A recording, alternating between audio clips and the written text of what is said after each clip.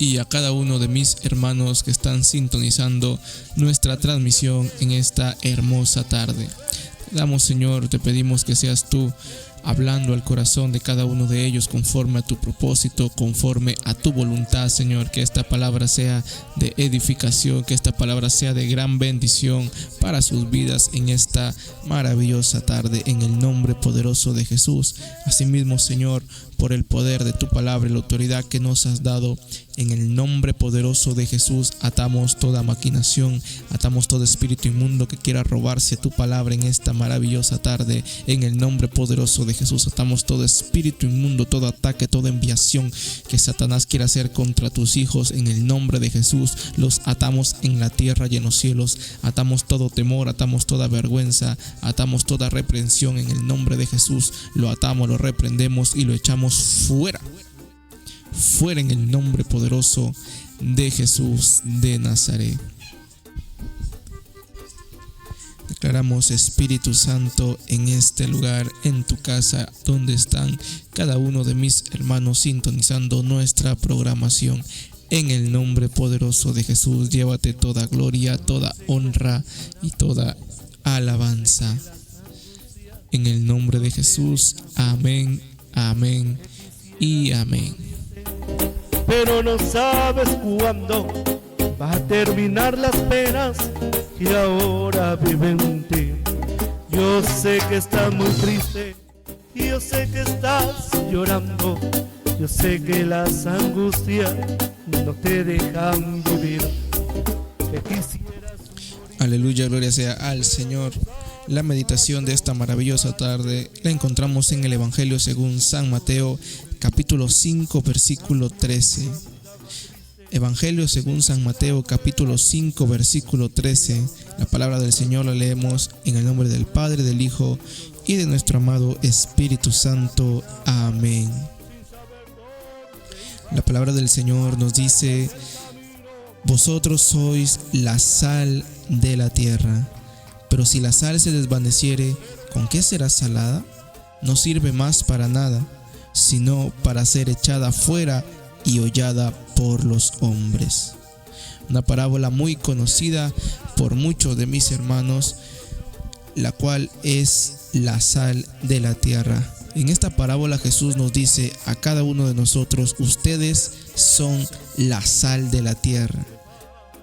En pocas palabras, la sal se usaba para muchas funciones, pero una de las principales era para salar la carne en esa época y que la carne no se descompusiera, sino que se conservara mucho más tiempo. Y otra de las aplicaciones es que cuando tú le pones sal a un producto, la sal es lo que resalta el sabor de aquel producto. Cuando tú le pones sal a algo, la sal se va a diferenciar de las demás especies, de los demás condimentos, que es lo que le da ese toque especial a cada una de nuestras comidas. Mis hermanas que cocinan deben saber más o menos de lo que estoy hablando, pero cuando Jesús estaba hablando acerca de la sal en referencia a esta parábola, lo que nos estaba diciendo: ustedes van a ser como la sal de este mundo. Ustedes van a ser los que van a marcar la diferencia. Ustedes van a ser los que van a ser diferentes, van a resaltar por ser diferentes a los demás, por darle un toque diferente a este mundo, un mundo que estaba corrompido, un mundo que estaba perdido, un mundo que estaba a punto, digámoslo así, de terminar de descomponerse. Jesús nos dijo: mientras ustedes sean la sal de este mundo, ustedes iban a ser los que iban a marcar la diferencia. Jesús nos dice: ustedes son la sal del mundo. Pero ¿qué sucede si la sal se desvaneciere? ¿Con qué será salada? En Marcos capítulo 9, versículo 50 nos dice: buena es la sal, pero si la sal se hace insípida, ¿con qué la sazonaréis? O en pocas palabras, si la sal pierde su sabor, ¿con qué volverá a ser salada? Jesús aquí estaba haciendo un juego de palabras, porque en pocas palabras, o en otra traducción, la palabra insípida también se traduce como necia. O sea, si la sal se hiciera necia, o mejor dicho, si ustedes quisieran ser sal sin ser salados, o ustedes quisieran marcar la diferencia sin ser diferentes en este mundo, serían semejantes a la sal que no puede salar. O sea, serían como necios, queriendo marcar la diferencia, viviendo de la misma manera. Cuando Jesús nos estaba diciendo, ustedes van a ser la sal en este mundo, nos estaba diciendo que nosotros sí o sí íbamos a ser aquellos que marquen la diferencia. Pero si queremos ser la sal, tenemos que aprender a ser diferentes. No podemos querer ser sal en este mundo sin marcar la diferencia, sin darle otro toque al mundo de tinieblas en el que vivimos. Si la sal pierde su sabor, nosotros nos volvemos como esa sal, nos volvemos necios, nos volvemos insípidos, como dice Jesús. Una sal que no puede salar, simplemente dice la palabra que hay que echarla fuera, hay que botarla, porque entonces perdería su función. Muchas veces nosotros queremos llevar la contraria. Muchas veces nosotros queremos hacer como nosotros queremos. Muchas veces nosotros queremos ser sal sin salar. Así de necios se escuchó lo que dijo Jesús. Tal vez en aquella época los judíos no entendieron lo que dijo Jesús cuando dijo si la sal pierde su sabor, porque en sí la sal no puede dejar de ser salada. Pero así de necio como la afirmación que dijo Jesús, si la sal deja de ser salada, es como nosotros nos vemos cuando nosotros queremos decir soy diferente, pero sin marcar la diferencia. Es imposible, en pocas palabras. No podemos ser sal sin ser salados. Si queremos marcar la diferencia, tenemos que aprender a ser como Jesús. Jesús fue el que nos dio el mejor ejemplo para poder ser sal en este mundo, para poder marcar la diferencia, para poder ser diferente a todos los demás. Ahora tú te preguntarás, varón, ¿cómo puedo ser sal en este mundo? ¿Cómo es que aprendo a marcar la diferencia?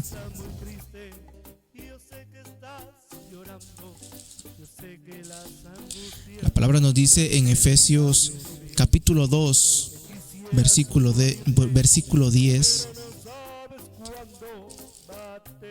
nos dice, porque somos hechura suya, creados en Cristo Jesús para buenas obras, las cuales Dios preparó de antemano para que anduviésemos en ella.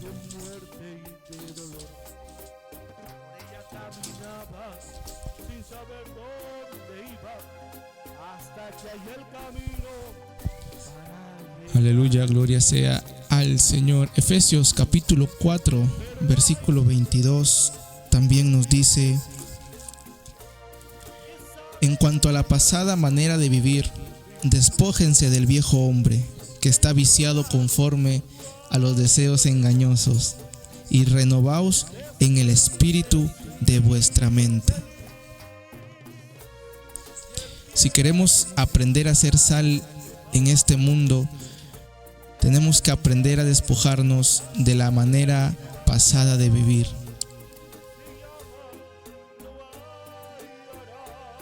Tenemos que aprender a renovar no solamente nuestra forma de vestir, no solamente nuestro cuerpo, sino nuestra mente, nuestras actitudes, nuestro espíritu.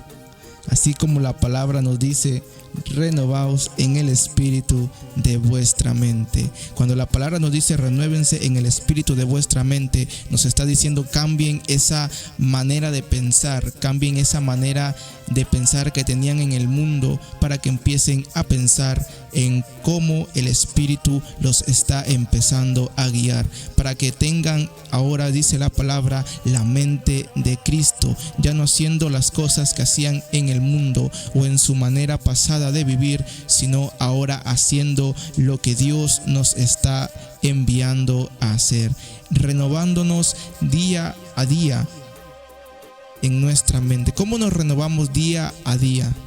¿Cómo renovamos nuestra mente día a día?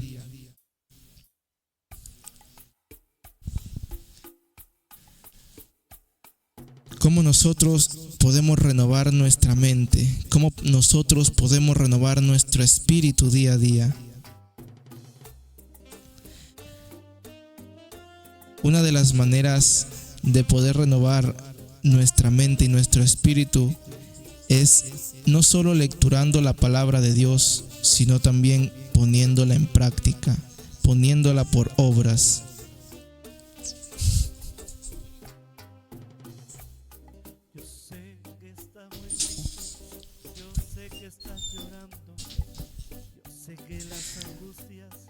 La palabra del Señor nos dice: si ustedes toman la decisión de despojarse del viejo hombre, porque el viejo hombre está viciado a la manera pasada de vivir. Si tú te aferras al viejo hombre, el viejo hombre no puede ni quiere hacer las cosas de Dios. Él lo que quiere es simplemente mantenerse atado al mundo para seguir haciendo lo que le parecía correcto. Pero ahora Jesús nos desafía a algo nuevo, nos desafía a ya no ceder a nuestra propia voluntad, nos desafía a ya no ceder a nuestros deseos, sino nos desafía a tomar una decisión en esta vida. Si tú quieres ser sal en esta tierra, si tú quieres marcar la diferencia, entonces esa diferencia tiene que ser notable en tu vida. ¿Cómo así, varón? Si antes tal vez todo te molestaba, todo te amargaba, todo, digámoslo así, hacía que tú verdaderamente sacaras esa vieja naturaleza. Hoy Jesús te está desafiando y te está diciendo: despójate de aquello que tú sabes que te hace daño. Despójate de aquello que tú sabes que te mantiene atado al mundo. Despójate de aquello que tantos años has estado cargando. Despójate de aquello que tantos años has estado diciendo: tal vez sí, tal vez no, lo dejo de hacer, no lo dejo de hacer. Si tú no tomas una decisión clara, si tú no te despojas, como dice la palabra es clara cuando dice: despojaos del viejo hombre. En pocas palabras, el Señor nos está diciendo: si tú quieres que yo empiece a ayudarte, quien debe dar el primer paso eres tú. Tú eres quien debe empezar a despojarse de ese viejo hombre, de esa vieja manera pasada de vivir, de esa vieja naturaleza. Y cuando tú empiezas a tomar la decisión de cambiar, de renovar tu mente y de despojarte de lo que te ataba al mundo, entonces la palabra nos dice que vamos a poder vestirnos del nuevo hombre que es creado según Dios, de ese nuevo hombre que es creado según el Espíritu del Señor, en justicia y en santidad.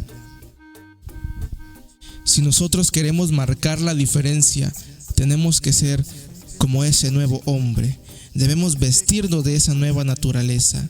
Debemos dejar atrás la manera pasada de vivir. ¿Cuál es esa nueva naturaleza de la cual debemos vestirnos? La palabra del Señor nos lo sigue mencionando más adelante, que nos dice: vestidos del nuevo hombre, creado según Dios, en la justicia y santidad de la verdad. Por lo cual, dice la palabra del Señor: desechando la mentira, habla verdad cada uno con su prójimo. Lo primero que tenemos que hacer es desechar la mentira. Las mentiras no le agradan al Señor. No existe una mentira buena. La palabra es clara cuando dice: desechando toda mentira. A veces es difícil decir la verdad, pero la verdad muchas veces libera, y es mejor decir la verdad que mantener una mentira que tarde o temprano va a salir a la luz, y la persona a la cual estuviste mintiendo va a ser peor la situación cuando lo descubra por ella misma, cuando sepa que le estuviste engañando, cuando sepa que traicionaste su confianza, cuando se sienta engañado, cuando se sienta burlado. Mantener una mentira muchas veces no es una buena decisión, porque muchas veces alguien sale herido entre mentira y mentira. Por eso la palabra es clara cuando nos recomienda dejando la mentira, dejando toda mentira que salga de nuestra boca. Solamente hablemos verdades. Nos sigue diciendo la palabra, porque somos miembros los unos de los otros, hable verdad cada uno con su prójimo. Airaos, dice la palabra, pero no pequéis, no se ponga el sol sobre vuestro enojo.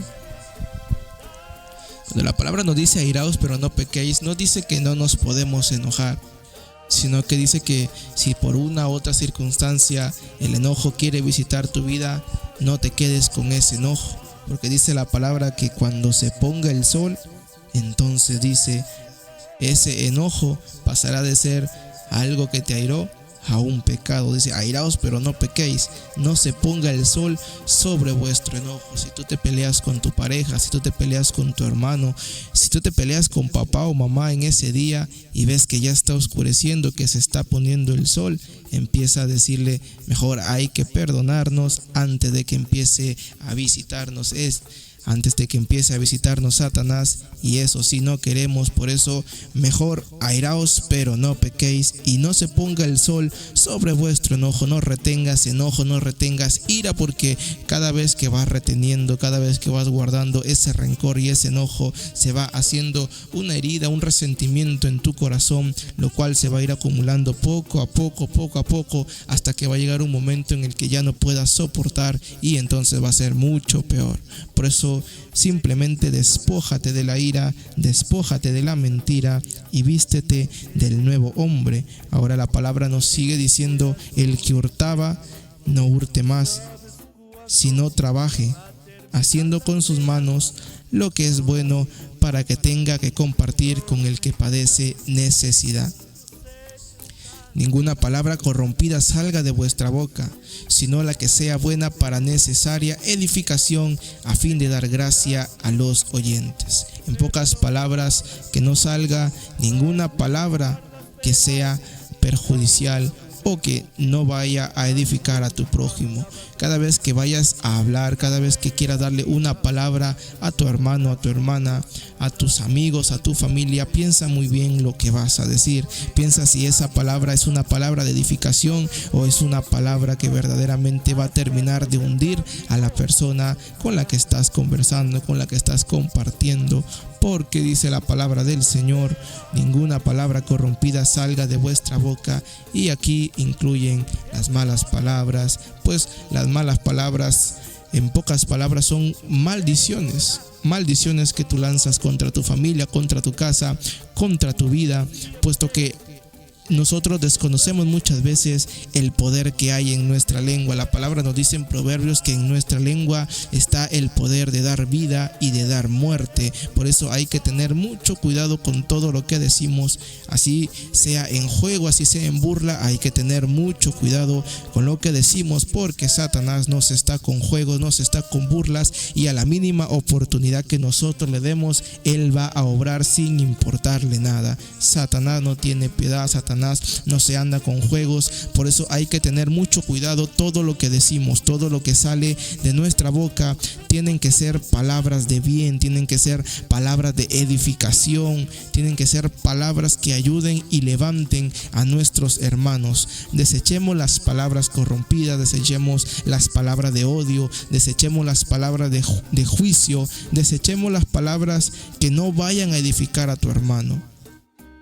No digo que no puedas corregir a tu hermano, sino que si lo vas a hacer, hazlo sabiamente, hazlo correctamente, pidiendo sabiduría al Señor. Y antes de mencionar la palabra, pregúntate a ti mismo y pregúntale al Señor: si yo le digo esto a mi hermano, ¿será para edificación o será para destrucción? Antes de que una palabra salga de tu boca, medita bien y piensa lo que vas a decir, y que ninguna palabra corrompida salga de tu boca, sino las palabras necesarias para la edificación de cada uno de nuestros hermanos. Dice la palabra: y no contristéis al Espíritu Santo de Dios, con el cual fuisteis sellados para el día de la redención, o para el día de la salvación.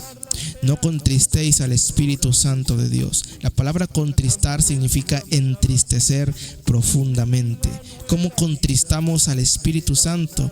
Al Espíritu Santo lo contristamos cada vez que desobedecemos la palabra del Señor, cada vez que pecamos, cada vez que simplemente hacemos todo lo que hemos lecturado anteriormente, cada vez que hablamos mentira, cada vez que nos airamos, cada vez que nos enojamos de más, cada vez que salen palabras corrompidas de nuestra boca, cada vez que hacemos algo que no sea de edificación, sino que vaya en contra de la ley del Señor, entonces contristamos al Espíritu Santo. Varón, ¿qué pasa si contristo al Espíritu Santo? Lo que va a pasar es que el Espíritu Santo simplemente se va a apagar dentro de ti, y ese fuego que tenías desde un inicio cuando alababas y adorabas al Señor, de pronto vas a sentir: Señor, ¿qué está pasando? Porque tal vez no tengo ganas de orar, porque tal vez no tengo ganas de leer la palabra, y es que tal vez has apagado el fuego del Espíritu Santo que tenías en un inicio. Varón, ¿cómo vuelvo a encender ese fuego? Simplemente poniéndote a cuentas con el Señor, reconociendo que tal vez aún no te habías despojado completamente de ese viejo hombre, pero que quieres hacer un nuevo compromiso con el Señor y decirle: Señor, ayúdame verdaderamente, necesito despojarme tal vez de unas mentiras, tal vez necesito despojarme de una falla en mi carácter, tal vez de algunas palabras que aún se me escapaban. Dile al Señor: ayúdame, Padre, que quiero despojarme de la vieja naturaleza para ya no contristar al Espíritu Santo. ¿Qué pasa cuando no contristas al Espíritu Santo? Entonces el mismo Espíritu Santo va a encender ese fuego en tu corazón, y poco a poco te va a ir limpiando, te va a ir ayudando, te va a ir edificando, para que el propósito que Dios habló sobre tu vida pueda llegar a cumplirse. Nunca lo olvides, porque es muy importante no contristar al Espíritu Santo, porque solamente el Espíritu Santo es aquel que puede ayudarte a llegar al propósito que Dios quiere para tu vida. El Espíritu Santo es el que está con nosotros aquí en la tierra, es el que está con nosotros en todo momento. Y si lo contristamos, el Espíritu Santo no va a poder ayudarnos, no porque no pueda, sino porque el Espíritu Santo es un caballero. Y si tú le estás diciendo al Espíritu Santo: prefiero darle prioridad a mis deseos, prefiero seguir hablando mentiras, prefiero seguir con palabras corrompidas, entonces el Espíritu Santo simplemente se va a hacer a un lado y va a aceptar tu decisión. Pero si tú decides poner en primer lugar al Señor, si tú decides no someterte a tus deseos, sino someterte al Señor, entonces avivarás el fuego del Espíritu Santo en tu vida, y tú mismo te vas a dar cuenta la diferencia cuando contristas al Espíritu Santo y cuando avivas el fuego del Espíritu Santo en tu vida. Pues dice la palabra que el Espíritu Santo es nuestro ayudador, nuestro consolador, nuestro consejero, nuestro maestro, nuestra ayuda. Es el que nos va a enseñar qué es lo que debemos hablar, es el que nos va a dar poder, es el que nos va a instruir. El Espíritu Santo es el que nos habla a nuestras vidas, es el que escudriña la mente del Señor y nos la revela a nosotros. Por eso es muy importante cultivar una relación con el Espíritu Santo y aprender a no contristarlo, aprender a preguntarle al Espíritu Santo qué es lo que le contrista, qué es lo que quiere que dejemos de hacer para ya no contristarlo. Es muy importante cuidar el corazón del Espíritu Santo, pues Él es el único quien el Señor nos dejó, que Él nos dijo cuando Jesús estaba aquí en la tierra. Él dijo: yo me voy, pero no se queden tristes, porque os enviaré al Consolador, al Espíritu Santo, que estará con ustedes para siempre.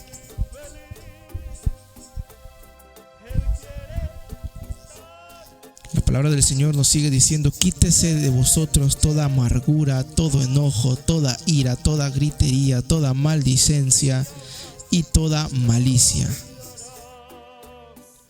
Sé que muchos luchamos tal vez contra el enojo, contra la ira, contra la gritería.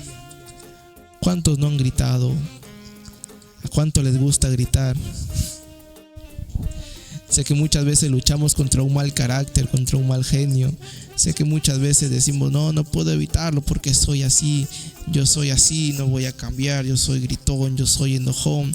Pero la palabra del Señor es clara cuando nos dice que si tú verdaderamente tomas la decisión de decir: no, yo no soy gritón, yo verdaderamente Cuando llegué al Señor, yo sé que Él me va a ayudar a cambiar. Te despojas de ese viejo hombre y le dices al Señor: Señor, dejaré de ser gritón, dejaré de ser enojón, dejaré toda amargura y la alejaré de mi vida.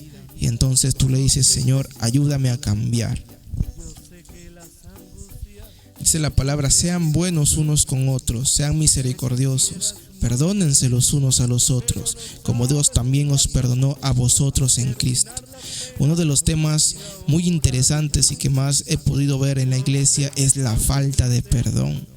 La falta de perdón es un tema que abunda mucho en la iglesia, y es que cuando tú tienes una raíz de amargura y una falta de perdón, Satanás te ataca ahí, porque él sabe que eso es lo que él puede tomar, digámoslo así, como una puerta abierta en tu vida para que tú no puedas ser completamente libre de servir al Señor. Una de las cadenas más difíciles de romper es la falta de perdón, pero con ayuda del Señor, y cuando tú verdaderamente comprendes que el perdón, en pocas palabras, el perdón es un regalo. El perdón, como su mismo nombre lo dice, es un don, un regalo inmerecido. Es como el perdón que nosotros recibimos de parte de Dios por nuestros pecados. Es como ese perdón que Jesús nos dio en aquella cruz.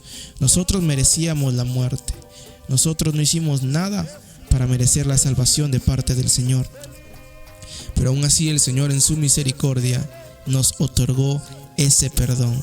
Nosotros éramos culpables, nosotros herimos su corazón, nosotros lo lastimamos de muchas maneras, pero aún así el Señor decidió perdonarnos en su misericordia. Y así la palabra nos dice: como Dios también os perdonó a vosotros en Cristo Jesús, perdónense unos a otros.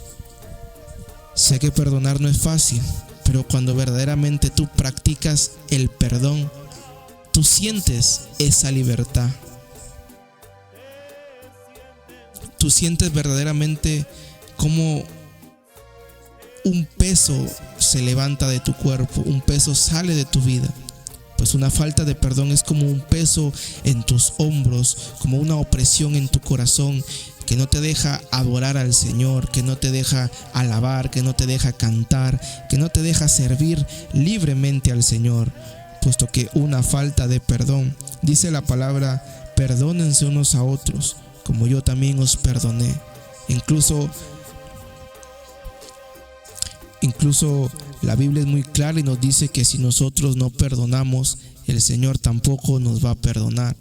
Porque en la oración Jesús dice: Padre, perdona nuestras ofensas, como también nosotros perdonamos a los que nos ofenden. El perdón es un regalo muy importante y es algo que debemos aprender día a día. La falta de perdón es algo que ataca muchas veces a la iglesia, y es eso que lo que impide que tu ministerio pueda desarrollarse, es lo que impide que tú puedas servirle al Señor con libertad.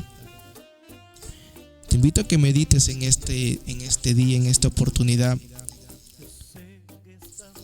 ¿A quién falta que perdones? ¿Quién es esa persona que aún no has perdonado? ¿Quién es esa persona que te cuesta mirarla, que te cuesta perdonarla?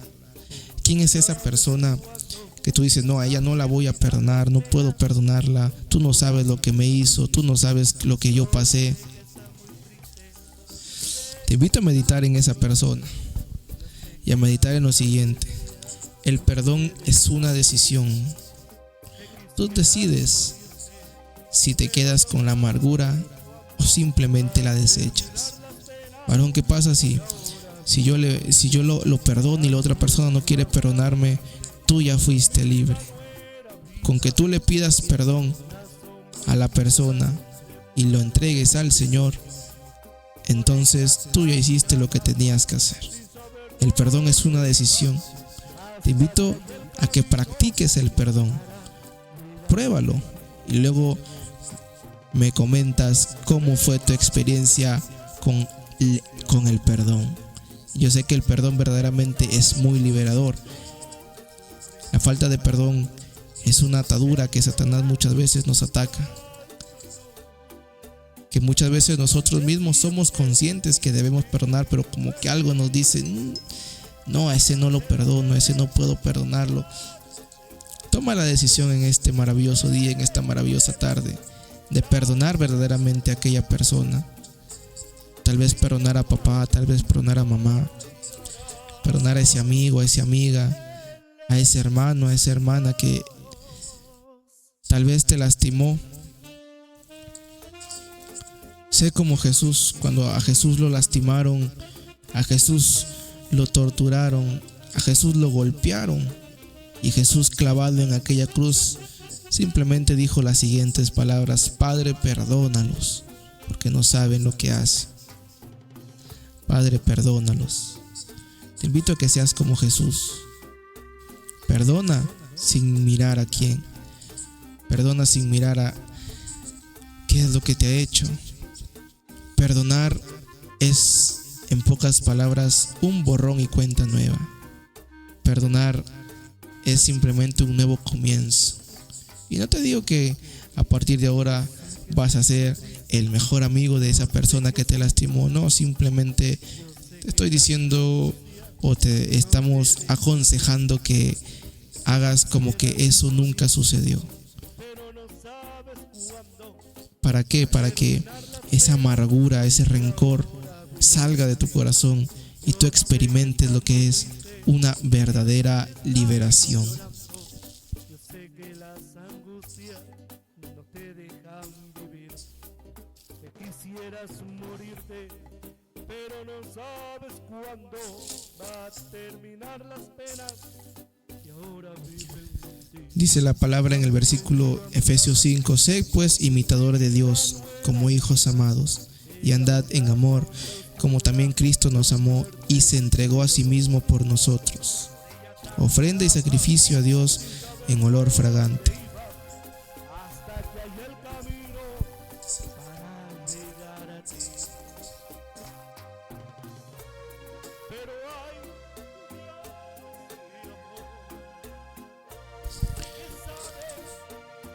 Seamos como Jesús. Aprendamos del ejemplo de Jesús. Jesús nos dice: sean la sal en la tierra, sean aquellos que marquen la diferencia. Verdaderamente, si tú estás en los caminos del Señor, conoces al Señor, pero aún no eres sal en la tierra, te invito a que reflexiones en esta tarde. Ser sal significa ser diferente. No puedes querer ser diferente al mundo y actuar como las personas del mundo, como dice la palabra, en palabras corrompidas, en mentiras, en iras y muchas cosas más. Seamos diferentes, seamos jóvenes, seamos hombres, seamos mujeres que marquen la diferencia. Seamos la sal en la tierra, como Jesús nos está diciendo. Seamos aquellos que actúen como Jesús actuó, para que muchas más personas vean la luz que hay en ti. Y por tu mismo testimonio, seas tú y sean ellos quienes digan verdaderamente: Él es un hijo de Dios, ella es una hija de Dios. Cuando tú verdaderamente actúas como Jesús en la tierra, no necesitas andar diciendo soy cristiano, porque verdaderamente tus obras, tus frutos, tus acciones, cómo actúas, van a revelar tu verdadera identidad, que es ser un hijo o una hija de Dios. Padre, en el nombre de Jesús, te doy gracias porque tú eres bueno, Señor, y porque para siempre es tu misericordia. Te pido que seas tú obrando, Señor, en la vida de cada uno de mis hermanos y mis hermanas que escucharon y van a escuchar esta meditación, Señor. Medita, amado hermano, amada hermana, ¿cómo puedes marcar la diferencia en este mundo? ¿Cómo puedes ser sal en este mundo? ¿Qué es lo que aún falta cambiar? ¿Qué es lo que aún falta despojarte en tu vida? Pregúntaselo al Señor, pregúntaselo al Espíritu Santo. Cuando estés claro de aquello, entonces pídele que te ayude, y poco a poco el Señor te ayudará a cambiar y transformar tu vida.